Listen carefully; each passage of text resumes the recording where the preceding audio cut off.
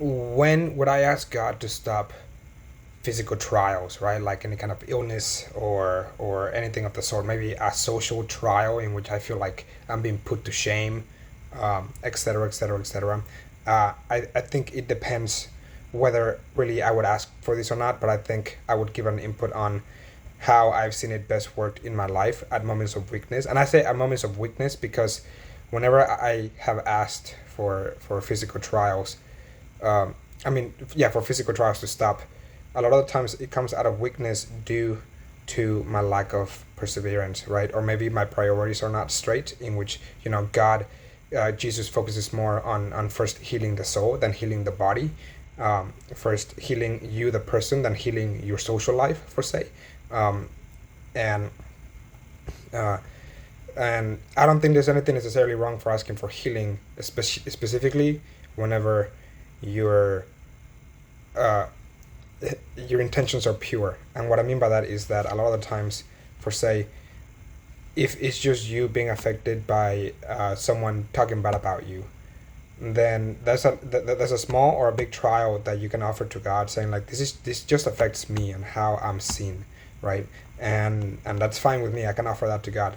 But if it starts to affect, for say, the way your wife, the way people look at your wife, or the way people look at your family, or the way people look at your organization, or that you work for, or things like that, then that's whenever I would ask God, it's like, please, for the sake of my organization, for the sake of my wife, for the sake of my children, my family, please stop this trial of people putting me to shame, right?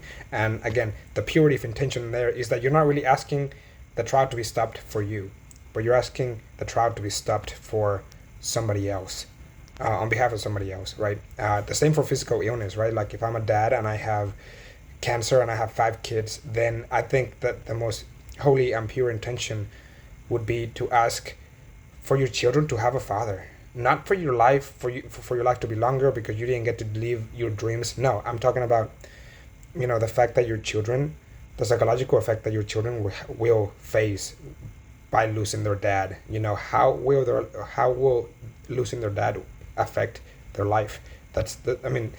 It's a huge intention, right? And I, as a father, like, my duty is to take care of my children, and I'm like, God, I just want the best for my children. And the best for them is to have a father, and that is true. That's objectively true. There's no option there.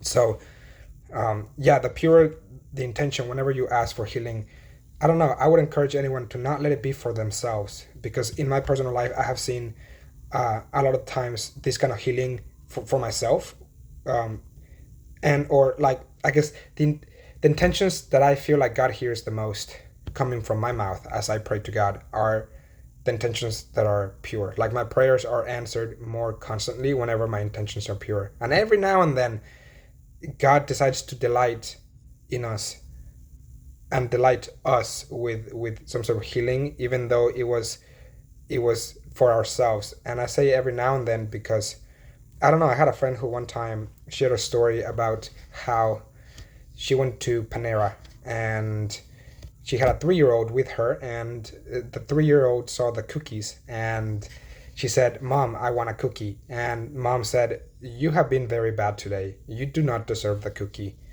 And her daughter kind of made, a bit of a face like, sad.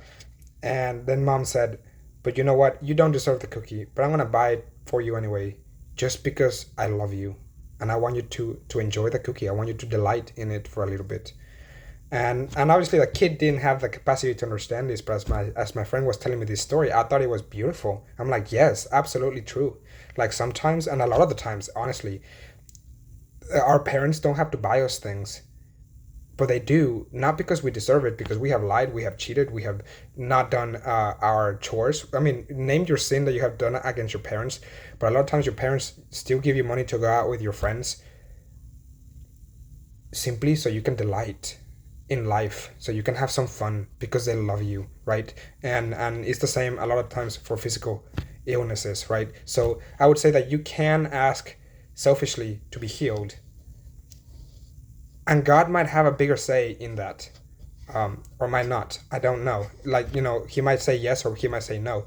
But I know that if your intentions are completely pure and the intentions are not for you, for your own glorification, for your own, you know, just for yourself, God tends to say yes more often to that healing, because again, it had nothing to do with you. You were trying to be completely offering to God, saying, if it was up to me, I would suffer this embarrassment, or I would suffer this illness, and offer it up to you. But don't think about me, God. I'm not thinking about me. I'm thinking about my children. This is not fair to them. Please, I beg you, have mercy and heal me. Right. So, anyways, this video is kind of long. Sorry, but that's what I would pray for in regards to physical or social trials that God gives us. Cool. See you guys.